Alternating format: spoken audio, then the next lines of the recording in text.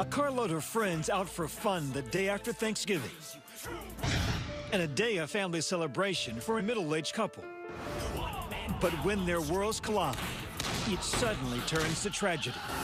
Pictures heard gunshots at the gate gas station. We had shots fired in the parking lot. It was like pop, pop, pop, pop, pop. I need an ambulance at the gas station. Someone got shot.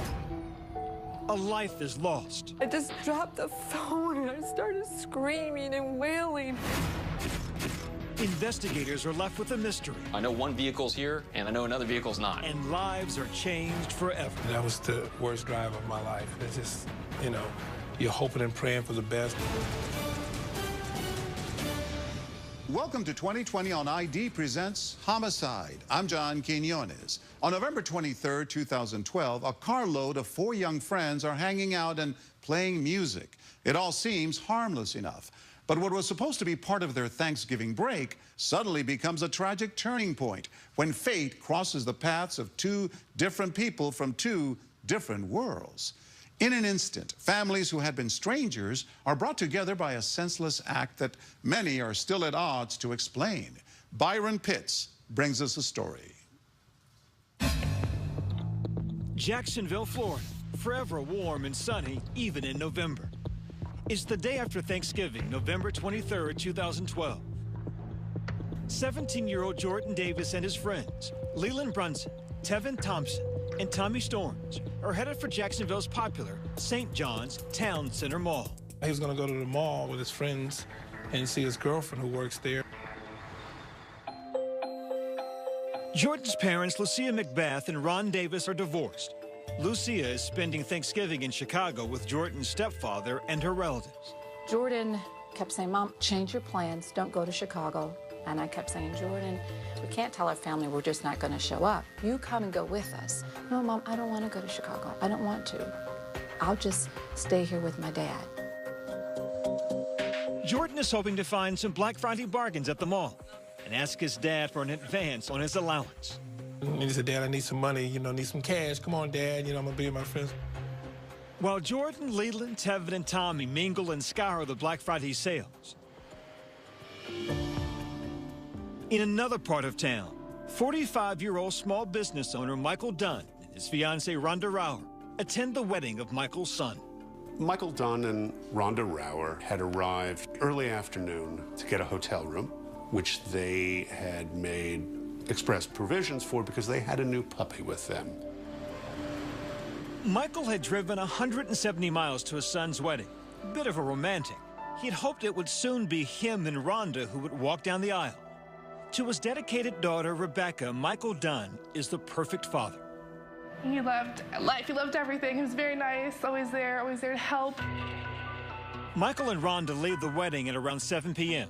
Back at their hotel room, their new puppy is now surely in need of a bathroom break. Also around 7 p.m., Jordan, Leland, Tevin, and Tommy have finished shopping and leave the mall. On their way back to Jordan's to play video games, they stop at a nearby gas station and convenience store.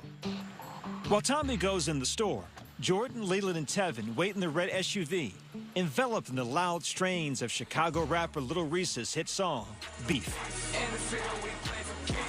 The boys had the whole weekend off, and they were going to party. En route back to their hotel, Michael and Rhonda pull into the same gas station convenience store. Michael's small black Jetta parks close to the red Durango, now vibrating to Beef at full volume. Rhonda Rauer gets out of the vehicle to go inside. Michael Dunn stays in the vehicle. Inside the convenience store, Rhonda Rauer is buying wine and chips to take back to the hotel. It's there that just for an instant, Rhonda crosses paths with Tommy Storms. Seconds after Tommy leaves, a loud volley of gunfire shatters the night. Then the piercing screech of tires as the red Durango carrying the 4 young men tears away. Suddenly, more shots. Rhonda rushes from the convenience store to see what's happened. The Jacksonville 911 line is flooded with panic calls. Jacksonville 911, ma'am. You just heard gunshots at the gate gas station. We had shots fired in the parking lot. There was about, what, 9 shots?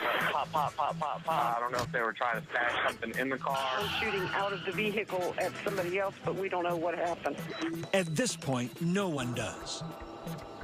Moments after the gunfire ends, the 4 boys in the red Durango vanish. So too have Michael Dunn and his fiancée, Rhonda. Within 3 minutes, the Jacksonville Sheriff's Department arrives. Detective Mark Musser is among the first on the scene. When you pull up, what do you see when you get here? We had approximately 5 casings over in the parking lot area. Little bit of blood on the ground. Also in the parking lot is the red Durango. Witnesses say it returned minutes after Michael Dunn's black Jetta left. Laying on the ground near the Durango is one of its young male passengers, bleeding from multiple gunshot wounds. Hi, I need an ambulance at the gate gas station. What's going on? Someone got shot. Paramedics rushed to attend to the gunshot victim lying near the bullet-riddled Durango. It's 17-year-old Jordan Davis. He had been sitting in the passenger side back seat. Jordan was laying on the ground. They're giving him CPR. By some miracle, Leland Brunson and Tevin Thompson have not been hit. Tommy Storms came dangerously close to being shot, but he too somehow manages to escape injury. As the vehicle's starting to move, that angle is actually probably what saved Tevin Thompson's life, because the angle rounds weren't able to penetrate all the way through the door. So that's probably why Tevin in the front seat wasn't hit. But the 3 bullets that go into the passenger side where Jordan is sitting do penetrate the door and Jordan's body. 1 bullet hits his liver, 1 his lung, and the 3rd his aorta.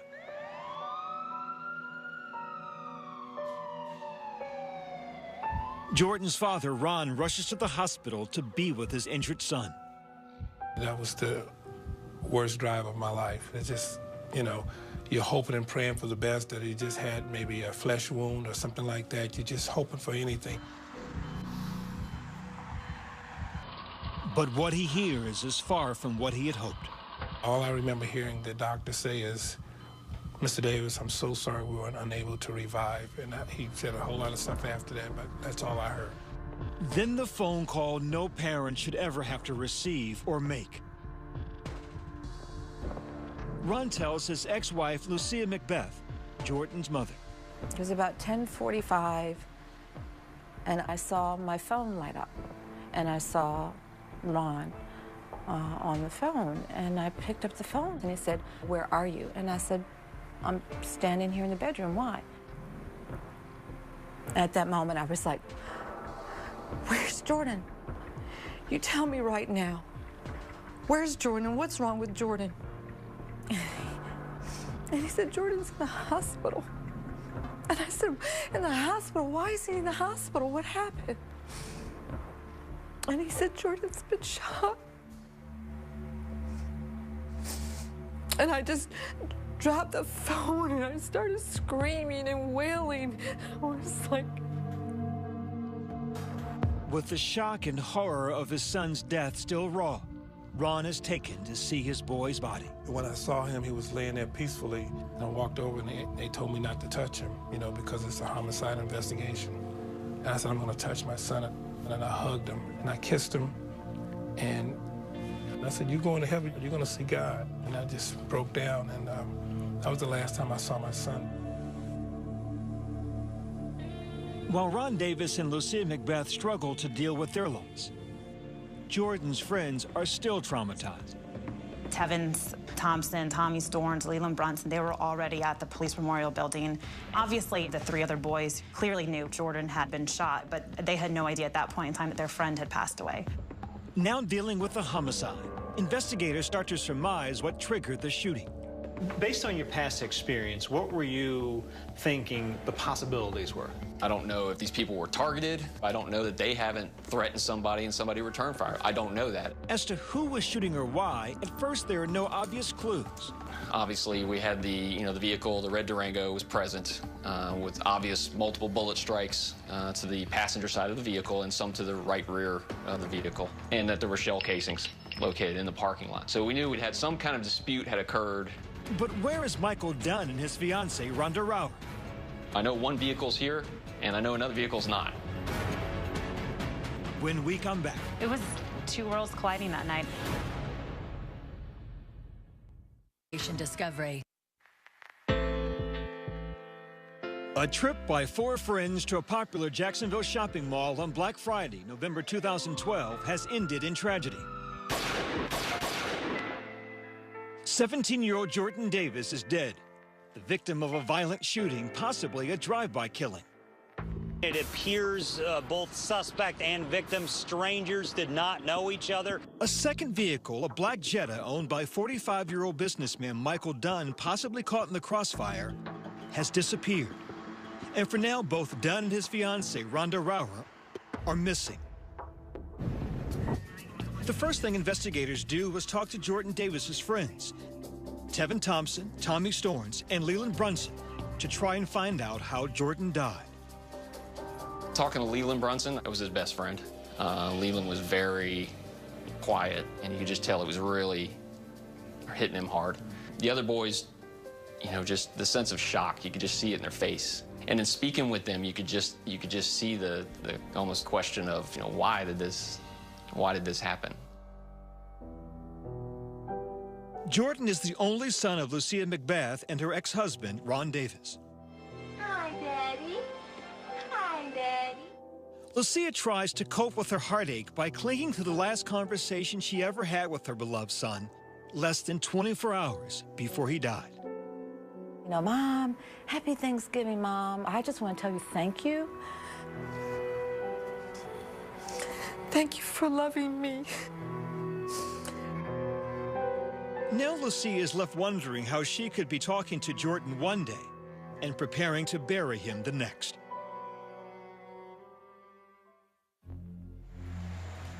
Basically, the boys are parked here. They pull in. Tommy Storns gets out to go inside the store, leaves the other three boys in the car. They leave the music playing loud. The music is rapper Little Reese's song, Beef. At some point, Michael Dunn pulls into the spot next to him on the passenger side. Rhonda Rauer gets out of the vehicle. That's when an ordinary evening turns deadly. The music was too loud. Michael Dunn had asked them to turn the music down. Tevin Thompson, who was sitting in the front passenger seat, complied, turned it down.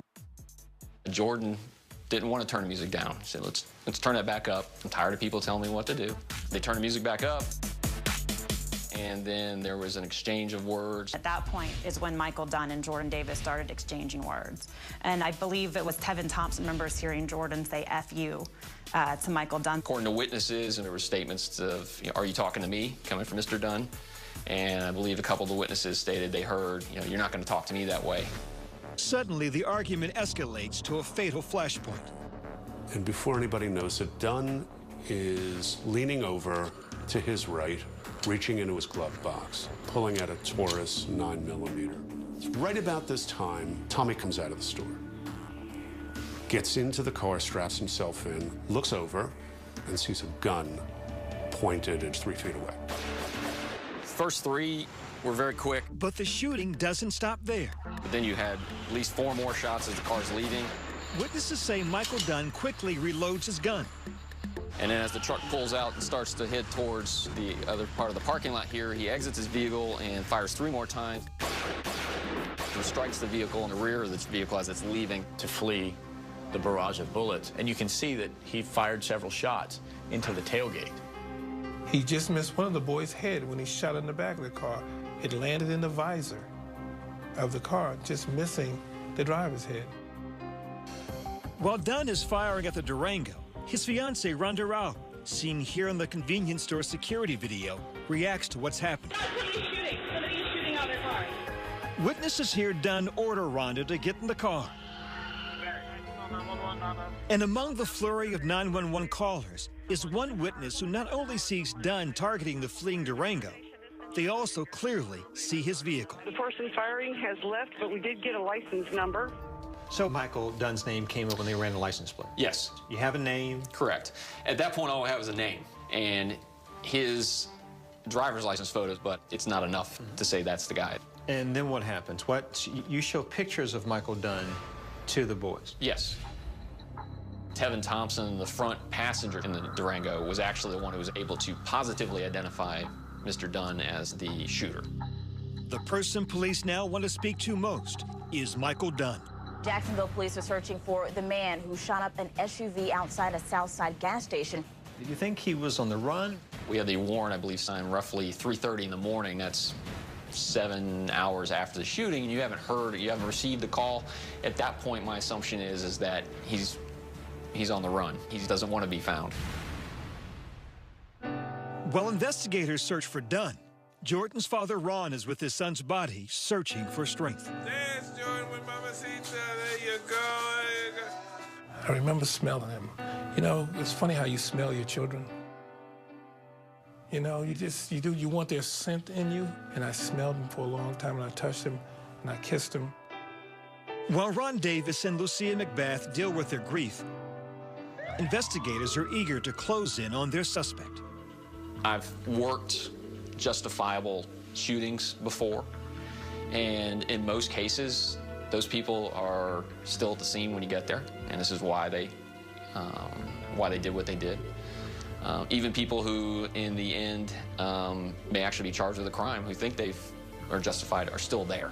You know, they're there to tell us what exactly occurred. The fact that he immediately fled from the scene, and we haven't been able to locate him at that point, was just trying to see if we could maybe figure out where he was. News of the shooting and Jordan's death spreads across Florida. He has not been identified to them. Then a crucial tip comes in. Jordan's suspected killer could be less than 200 miles away. When we come back. He sprayed the car with bullets, knowing that kids were in the car. And I don't know if they're singing or what. They're saying, kill him. Jacksonville Sheriff's Department detectives are hunting 45-year-old business owner Michael Dunn. Witnesses claim he opened fire on an SUV, killing 17-year-old Jordan Davis. Jordan's friends have told police that Dunn started firing at them at a parking lot of a gas station after an argument over the volume of their music. But could a teen's love of loud rap really drive someone to murder? He sprayed the car with bullets, knowing that kids were in the car. And we know from the boys inside the car that, Jordan was yelling obscenities back at him about turning the radio, turning the music up. And I think when Mr. Dunn said something effective, "Are you talking to me?" I believe Jordan might have responded, "Yeah, I'm talking to you." Michael Dunn and his fiancée, Rhonda Rauer, leave the parking lot immediately after the shooting, not waiting for the police or the ambulance rushing to save Jordan Davis. Jordan's family and friends are left grappling with this senseless shooting. I understand why Jordan argued. I don't agree with him having argued, because there's a matter of respect. But Jordan was always protecting his friends. So in my mind, I believe that Jordan was saying, we don't have to turn our music down because we're not bothering you. We're not doing anything. Let us be. But you didn't deserve to die for it. Didn't deserve to die. Tell me about your boy. He was not a perfect child by any means, but he was a good young man. Always the life of the party. People would say, when Jordan walks in the room lights up. He was humorous. He was very sensitive, very intuitive. Mama's boy, daddy's boy? Hi, Daddy. He started out mama's boy, but ended up daddy's boy. He was just positive and energetic and goofy. He always had a joke. He always had jokes. Jordan is the face of America just as any other child is. He just doesn't happen to be white America. Was Michael Dunn biased? Is that why he pulled the trigger? If he doesn't have any interaction with African Americans, and so when you don't have any, you just go by what you read, or you go by what you see on television, people of color in handcuffs, people doing the wrong thing, you have this fear built up. Then immediately when you heard the loud music, they're going to become thugs and gangsters. Dunn's daughter, Rebecca, rejects any suggestion her father is a racist. Well, besides not being racist, evil, or anything like that, he's pretty much the opposite. He's very passionate and very intelligent, and he just wants to share all of his knowledge with me. But in late 2012, Dunn's life leading up to the shooting may not be quite what his daughter imagined.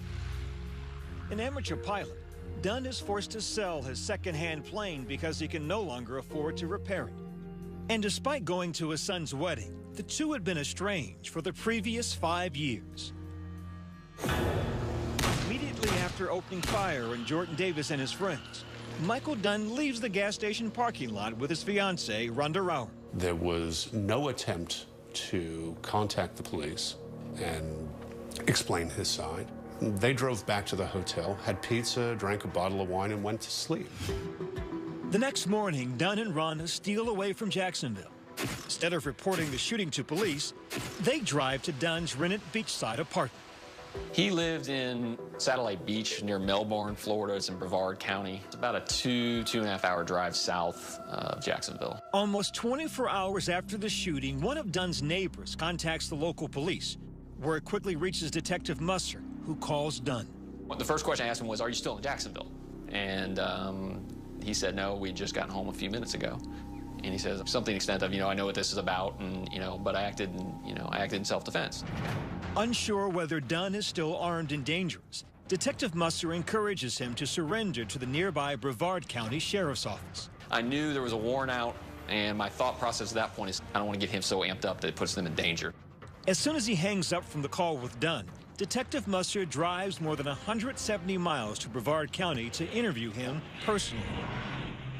Obviously, just kind of want to talk to you about what occurred last night up in Jacksonville. We were on our way back to the hotel when we stopped at that store. Okay. Dunn tells them he stays in the driver's seat while Rhonda goes into the gas station convenience store to buy wine and chips to take back to their room. She's in the store, and there's like a SUV next to us, and then the music starts. And I roll down my window, and I thought I was polite. I asked them nicely. I didn't demand. I didn't. Or else I said, "Hey, would you guys mind turning that down?" And they shut it off. I was like, "Thank you." Cordial. Everything's cordial. I put my window back up, and the guy that was in the back is getting really agitated. And my window's up. I can't hear everything he's saying, but, there's a lot of him and that and that. And then the music comes back on, and, I'm just like, don't need any trouble. And I don't know if they're singing or what, but it's like, they're saying, "Kill him." So I put my window down again, and I said, "Excuse me, are you talking about me?" And it was like, "Kill that." And I'm still not reacting, but then this guy goes down on the ground and comes up with something. I thought it was a shotgun, and he goes, "You're dead," and he opens his door. Dunn claims it's at this stage he's convinced he's about to be shot and needs to defend himself. That's when I reached in my glove box, unholstered my pistol. I'm an avid, gun guy and all that. And so quicker than a flash, I had a round chambered in it, and I shot. Do you remember how many times you shot? I shot 4 times, and that SUV pulled out, and like I said, in my mind, they got a gun. I was still scared, and so I shot 4 more times. As they were fleeing? Yeah, I still didn't feel safe. I thought, there was another car. I didn't know. I mean, I'm in a strange town, in a strange area. I just had my life threatened. The love of my life is in the store, and she doesn't know what's going on. She come outside to see what was up, and I was just like, "Get in the car, we have to go." But when investigators interviewed Dunn's fiancée, Rhonda Rauer, her version of how the shooting played out is crucially different to his. I thought what happened was wrong. This man admitted When to we pulling come the trigger. back. Michael Dunn is behind bars on murder and attempted murder charges. There are people holding up signs, chanting. People camped out, basically, in front of the courthouse.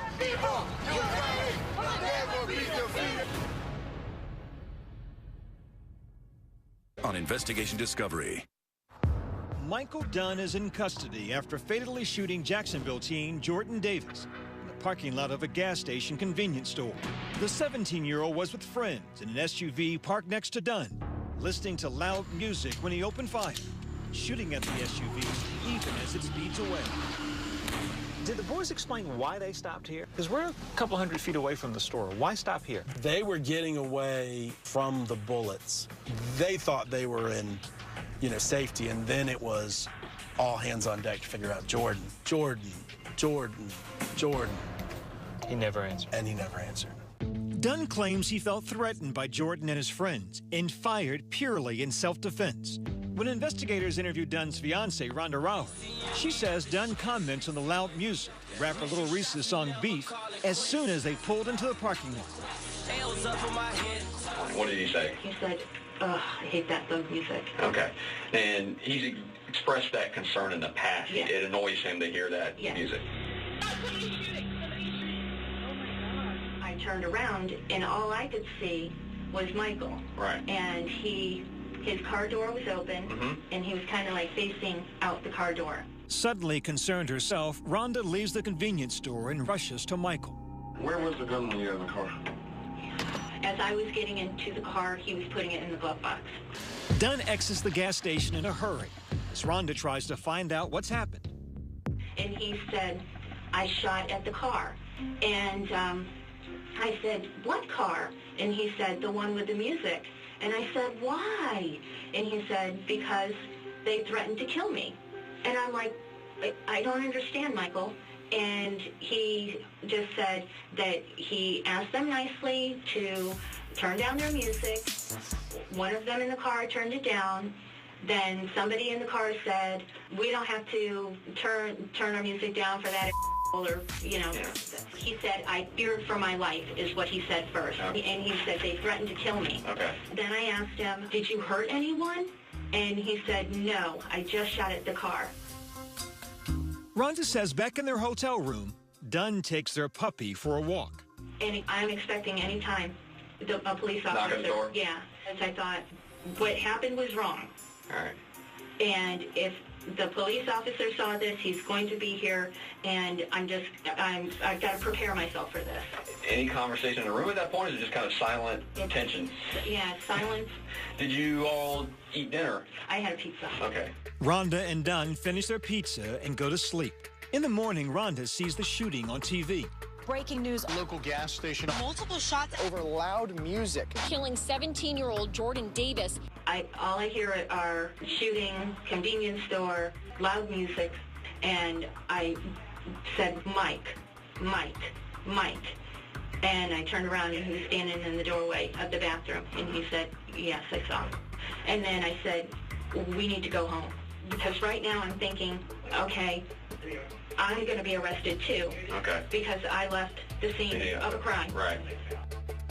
The following day, November 24th, 2012, Rhonda is not arrested, but Michael Dunn is placed in custody at the Brevard County Sheriff's Department.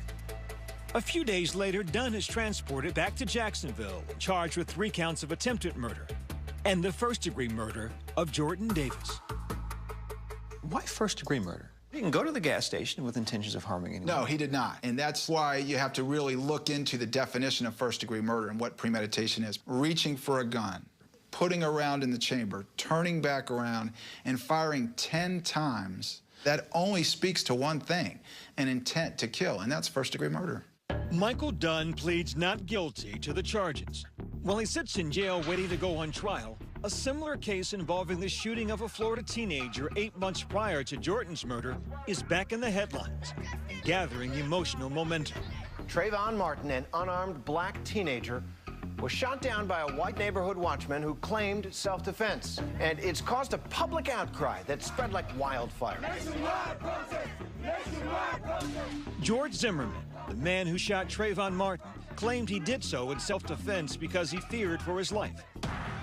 Michael Dunn mirrors Zimmerman's self-defense claim, and by December 2012, for many, the deaths of Trayvon Martin and Jordan Davis have become synonymous. And America's old and bitter debate over race and justice has a new flashpoint. After 2 years of waiting, Michael Dunn's trial finally begins in February 2014. Soft-spoken and polite, Leland and Tevin admit to the court Jordan did yell at Michael Dunn. Do you recall anything that Jordan Davis said to the defendant? Yes, sir. What was that? F you. But they couldn't hear Dunn. You said you saw his mouth move. Could you hear what he was saying? No, sir. Could you hear what the driver was saying to Jordan Davis? No. Could you hear what Jordan Davis was saying to the driver? No. Mr. Smith, if you'll come forward for me right However, one prosecution witness at the gas station convenience store the night of the shooting did. I heard someone yell, or someone say something very loud. And what did you hear that person say? You're not going to talk to me that way. As Assistant State Attorney John Guy explains, Smith's testimony is crucial. Why were his comments so important? Because he heard Michael Dunn yell out, "You're not going to talk to me that way." And that was immediately followed by the gunshots, which was completely contrary to what Mr. Dunn had claimed. When Dunn gets his turn on the stand, he tells the court the reason no one could hear him is because the music coming from the SUV is not just loud, it's downright deafening. Body panels of the SUV were rattling. My rear view mirror was shaking. Ridiculously loud music. Dunn tells the court he politely asked the young men in the SUV to turn their music down, which at first they did, and so he thanks them. But then Jordan, sitting in the back passenger seat, becomes agitated. Now it got ugly. I hear, "I should kill that mother," and I'm flabbergasted. I must not be hearing this right.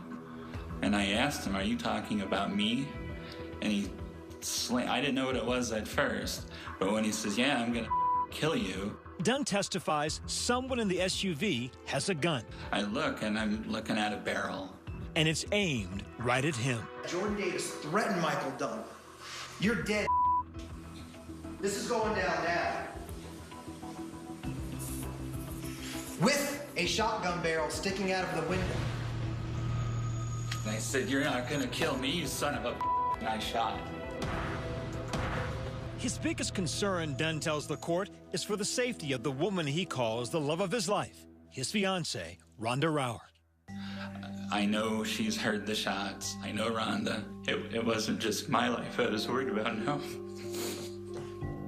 Under cross-examination by Assistant State Attorney John Guy, Dunn says he told Rhonda about the gun after they leave the scene of the crime. And when she got into that car, she asked you what happened, right? Yes, sir. You guys were together for 3 miles and she was hysterical? Crying, yes. You did not tell her during that 3 miles anyone pointed any weapon at you, did you? I think I did. I think I was very clear that they threatened my life. A gun. Use the word gun with Rhonda Rauer. Yes, I did. When? I told her on the way to the hotel. I told her several times at the hotel. I told her several times on the way home that this was self-defense. That wasn't my question. Okay, tell the jury how many times you told her at that point, "Don't worry, honey, they had a gun." I didn't say that. Mr. Dunn, the truth is, you never told the love of your life that those boys had a gun. You weren't there. Did you? You did tell her then? I said you were not there. Without a weapon, Dunn's self-defense claim falls flat. According to Detective Musser, investigators found no weapons in the SUV the night of the shooting, nor anywhere near the gas station parking lot. My partners actually went out and checked the area where the boys were, see if there's any, evidence of anything, check the dumpsters, even photograph the roof, so they can't say they threw the gun on the roof. But when Detective Musser takes the witness stand, Dunn's lawyer grills him on that search and accuses him of a shoddy investigation. There's multiple dumpsters because not only do you have Gate, you also have the restaurant right there. Isn't that true? That is correct. Well, tell me when they were searched. On, I believe, Tuesday the 27th. So you're saying those dumpsters were searched 4 days after the shooting. Is that correct? That is correct. Why wait 4 days to cover as much ground as you did? We hear about the gun that following day. We had nothing that indicated there was a gun to go look for. There you go. Just relax. It's okay. But in a shocking surprise, it's Rhonda Rauer's testimony that stuns everyone. Most of all, Michael Dunn. Everybody was just glued to their chairs. When we come back. Did the defendant ever tell you he saw a gun in that red SUV? Did the defendant ever tell you that he saw a weapon of any kind in that SUV? And Dunn shares his true feeling. So I was in a room with 3 black guys. So being in a room by myself kind of sucks, but I guess it'd be better than being in a room with them animals. Michael Dunn sits in court charged with the first-degree murder of 17-year-old Jordan Davis. and the attempted murder of his 3 friends. Dunn's testimony is that he fired at the SUV Jordan and his friends were in because he feared for both his life and that of his fiancée, Rhonda Rauer. It wasn't just my life I was worried about, no. But in a stunning twist, it's his fiancée's testimony The whole truth and nothing but the truth, so help you God. that is about to see Dunn branded a liar.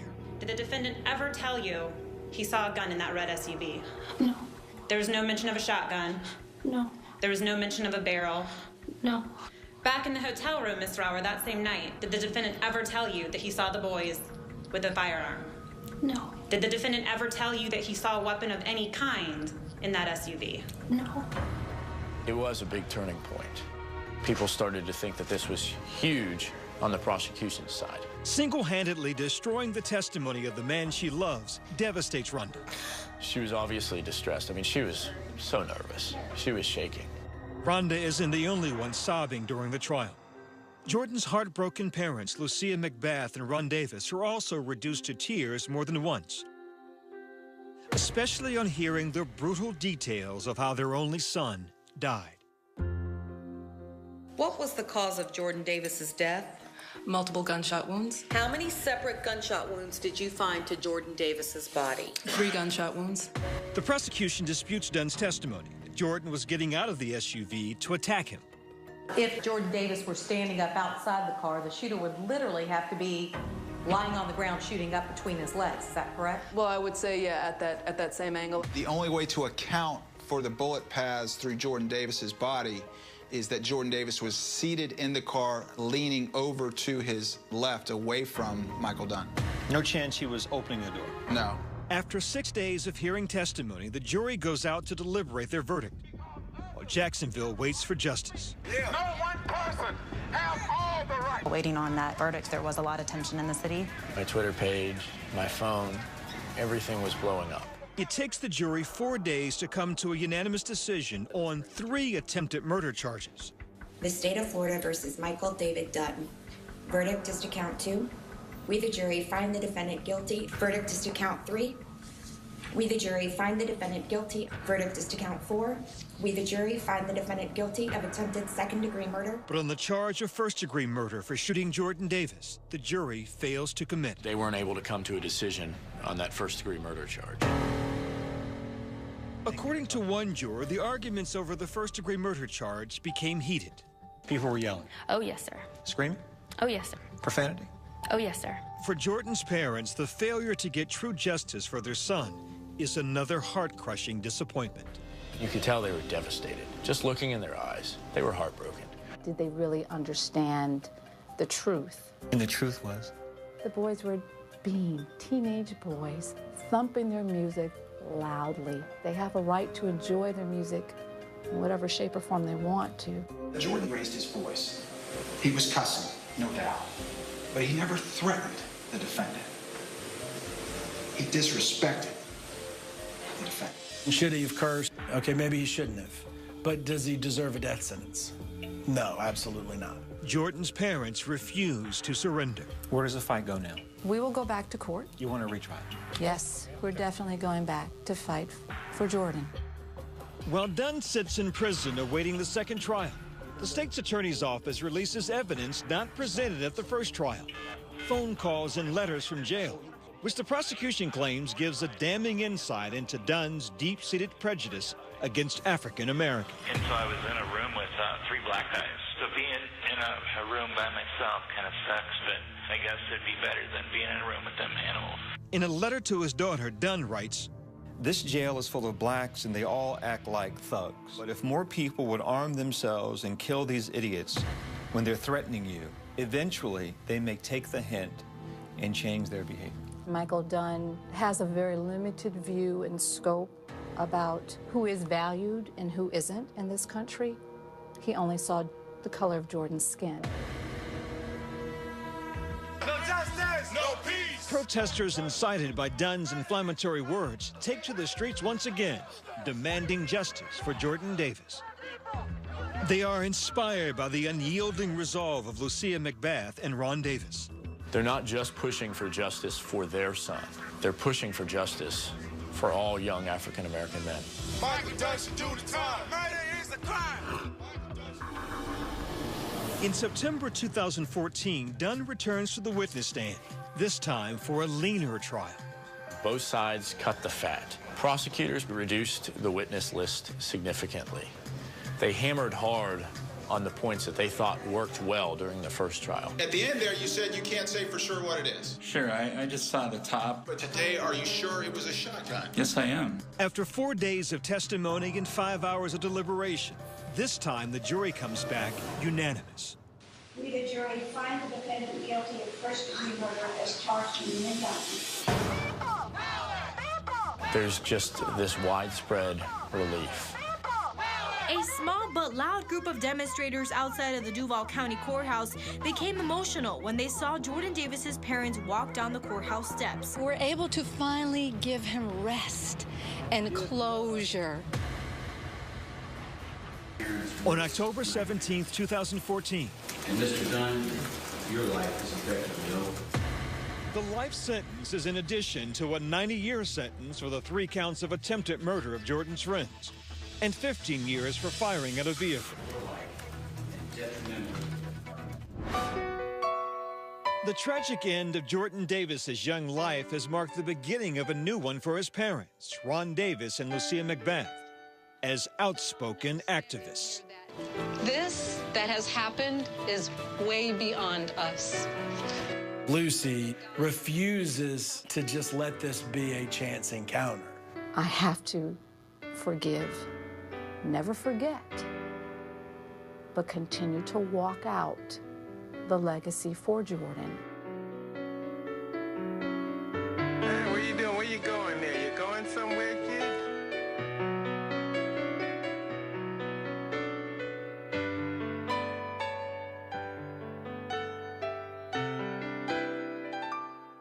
As of 2016, Michael Dunn is continuing to appeal his first-degree murder sentence. Dunn's lawyers claim jury bias tainted his second trial. Rhonda Rauer is no longer engaged to Dunn and has moved on with her life. Jordan Davis's parents continue to work together, campaigning for justice for all young men of color, and have established the Jordan Davis Foundation. I'm John Quinones. Please join us next time for another edition of 2020 on ID presents Homicide.